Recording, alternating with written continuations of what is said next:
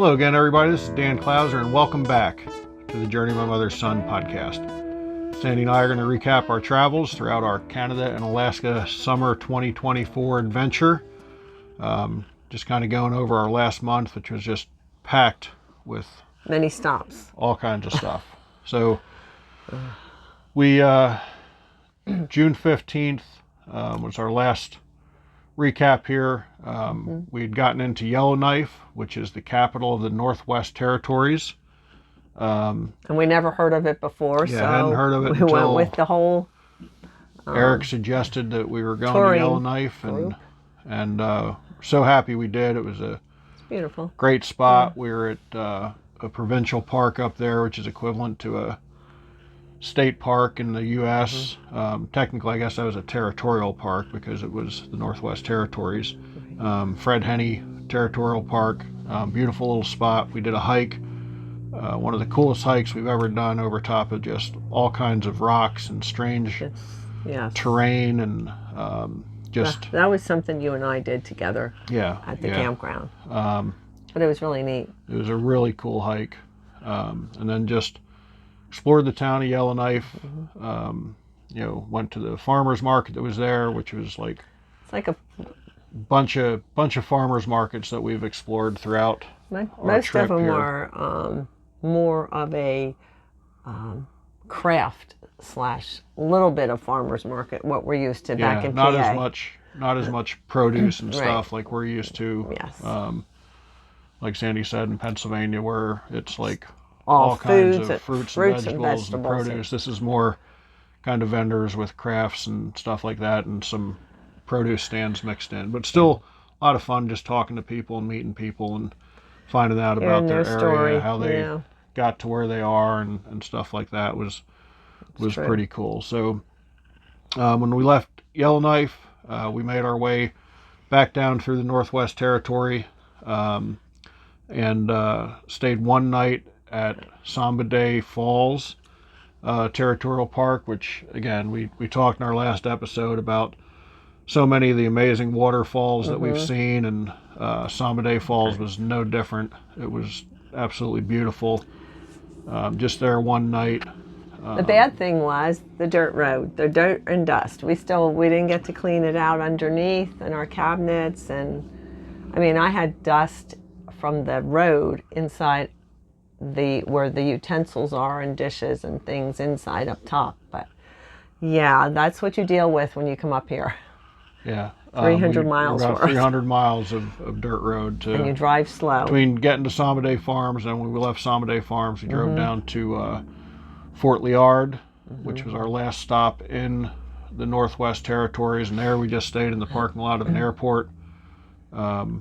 We had to get a little repair done on the rig that Gary and Alex got us taken care of.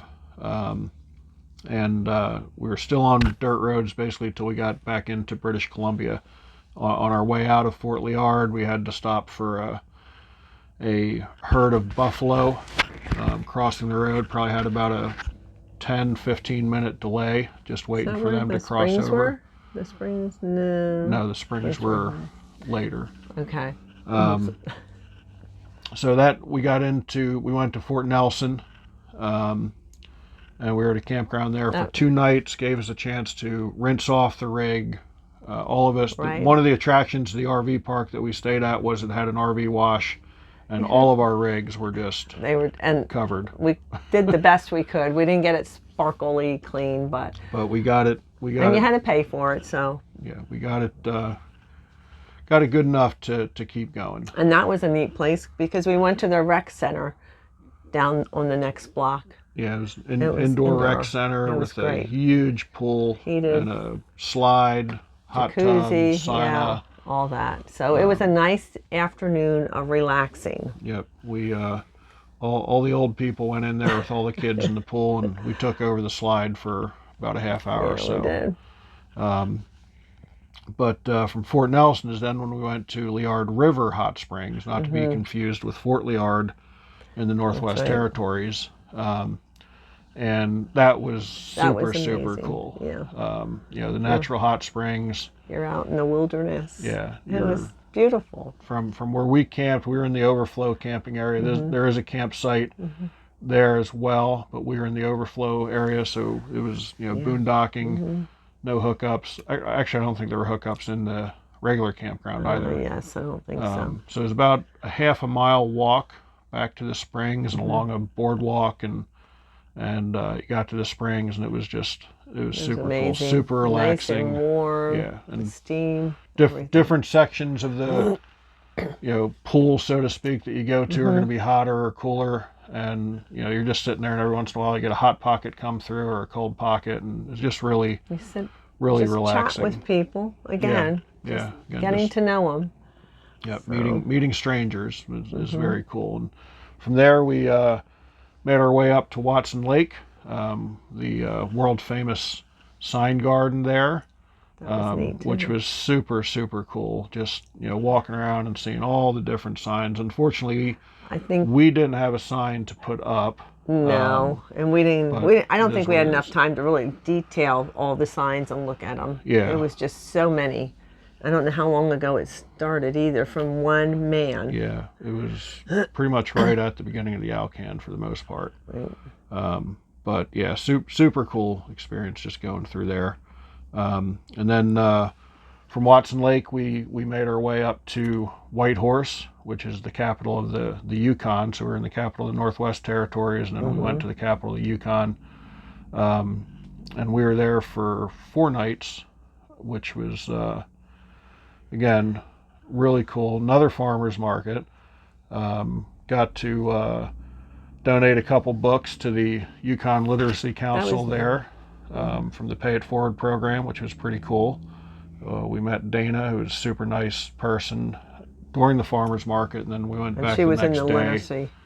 And donated a couple of Yuke's books, because they had a really big children's section in their free library, which was really super, super cool. And that was a very big farmer's market. Yeah.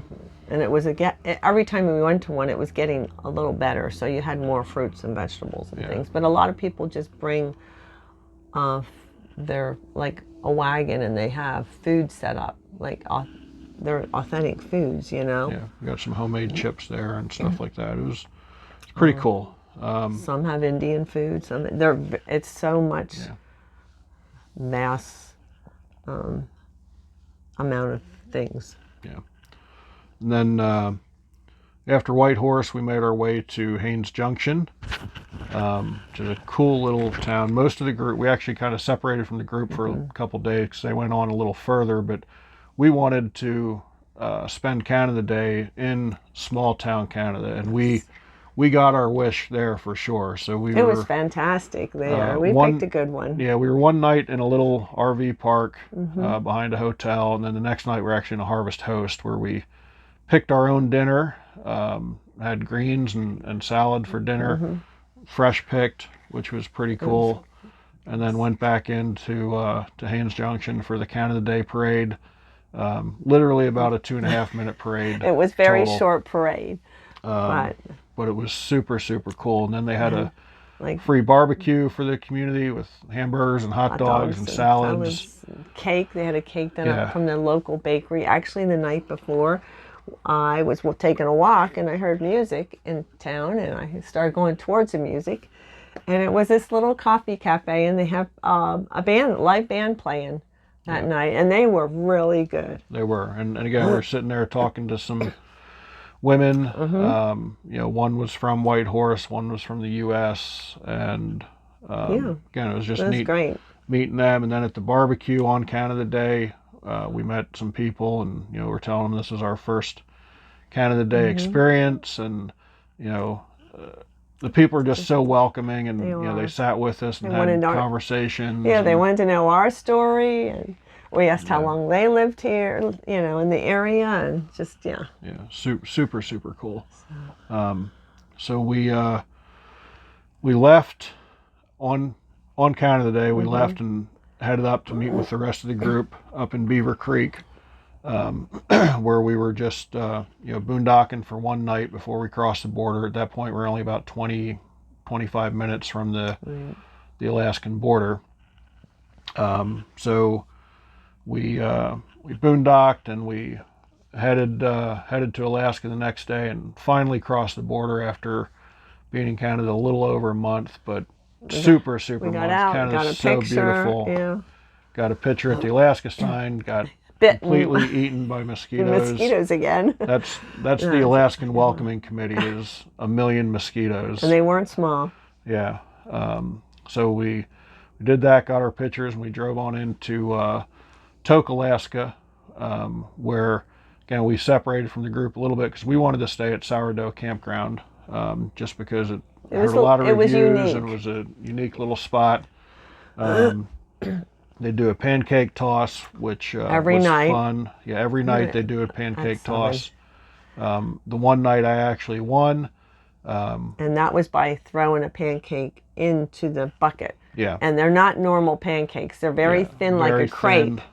So yeah, it was pretty cool. And if you got it in the bucket, you won a free breakfast. Well, you got $10 off your breakfast the next day. So we did get $10 off the one day because I did get one in the bucket.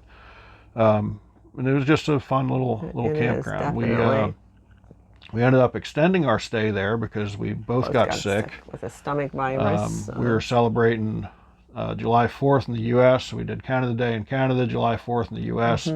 Didn't celebrate the way we wanted to because I got sick first, and then whatever I had I gave to her, and then all of that ended up extending our stay in Tok one extra day. Just to get more rest and make sure we were well enough to travel. Yeah, and the rest of the group headed down to McCarthy and did a glacier hike and a copper mine tour, and the next day we headed down, and we're just basically going to find a spot to park between Tok and Valdez because we were headed to Valdez. And won't go into a lot of details, but we had an interesting adventure on that trip where we got a flat tire and then just had a bunch of people step up for us and get us through that and get us back on the road. And I did a blog about it. I'll put a link to that blog in the comments, and you can check it out in more detail. But I wrote about it, so we're not going to talk a whole lot about it here. But it was a cool experience to just see how many good people are actually out there in the world and willing to lend a helping hand. So we just stayed on the side of the road that night. Cool little after turnout. We were all fixed up. Yes. Yeah, and then next day made our way into Valdez, and man, what a beautiful drive! First time really experiencing, not really, but first time experiencing a rainforest, because Valdez is literally a rainforest, and the greenest of greens, and it was more waterfalls. Yes. And it was just like, okay, it was green and it was foggy the whole time, but I think it rained almost every day. Just about, or some sort of mist, or a little cloudy, but that's what it is when you're pretty much in a rainforest. The guy that helped us with our tire said, Valdez is beautiful when the sun's out, but that only happens about 4 days a year, and he was right. We saw it pop out here and there, but still a beautiful spot. I mean, the mountains and just the plush green vegetation on it was incredible. And then, we were shocked not to see wildlife really too much. I didn't see a whole lot of wildlife, but we saw a ton of beautiful waterfalls and just green. We took a tour, the boat tour. Yep, we did amazing. The Lulu Bell while we were in Valdez, which was probably the highlight. And it's tough to pick a highlight, but that was certainly pretty close to a highlight, if not the highlight of the trip so far. I mean, we got to see humpback whale and puffins and sea lions and sea otters and a salmon boat reeling in a catch, which was super cool. That was neat. And then the glacier calving. Yes. Just so cool. It was, they tell you it's a 7+ hour tour, and we were out there for like over 10 hours. And we were. We each got a chance to drive the boat. Yes. On the way back, which was cool. The captain lives on that boat, and he actually wants to make sure that he takes his people that are on the tour out to see as much as possible, if not all of it. Yeah, so they're not worried about time whatsoever. No. If it turns into 10 hours, they have no problem with that at all. So, but it was a neat little boat. They had food on there. He has 2 helpers, that amazing young girls. Yeah. Just out of high school. Yeah, staff. I mean, the customer service was incredible. We talk about service, which is something that you don't see Too often much. nowadays they went above and beyond to make sure that their customers were happy and had a great It was experience. neat because we got to interact with them and get to know where they came from and how long they've been helping on the boat and just things like that. Yep. They're just so personal.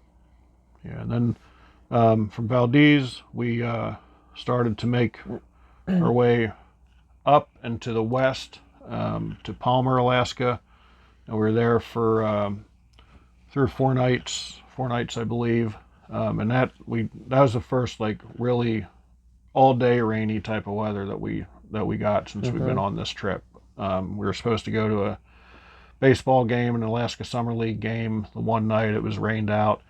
Before the rain came in, we did get a chance to go to the muskox farm, Yes, which was super that cool. was neat. I never. And then, I mean, they're different kind of animals. They're yeah, really neat, but we couldn't touch them because they were fenced in. You know.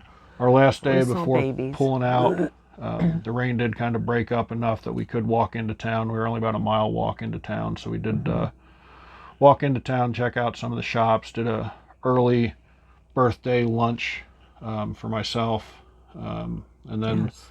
got ready to head out the next day where we were headed down to Homer. So we'll talk about that in our next podcast. But I mean, it's just been a whirlwind of, a lot of Non-stop. little one night stops and checking something out and hopping back in and going on. And it's been awesome though. Alaska is so beautiful, and we're about halfway through our Alaska time here, not quite, and can't wait to see what else is in store for us once we get to Homer and then head up into Anchorage. We'll be back in Palmer for me to do some book signings after we're done in Homer, which will be pretty cool. And hopefully we do get an Alaska Summer League baseball game in there. That would be I'm gonna try. That would be super cool. So hopefully the weather cooperates for us there. But it's just been a great trip for sure. So actually, yeah, and hopefully we get to because now it gets dark earlier, a little earlier. At this time frame. 10:55 yes. is sunset now. So, but it still would be neat. Yeah. So we'll keep you updated, and as always, be sure to check out my other podcasts and blogs at journeymymotherson.com. While you're out there, just check out the Pay It Forward program. A super cool program where you can buy a book, have it donated to a library or free little library type of thing, or any spot like that. So check that program out and see what you can do with that. And as always, make sure you're traveling safe, and we'll catch you down the road. Take care.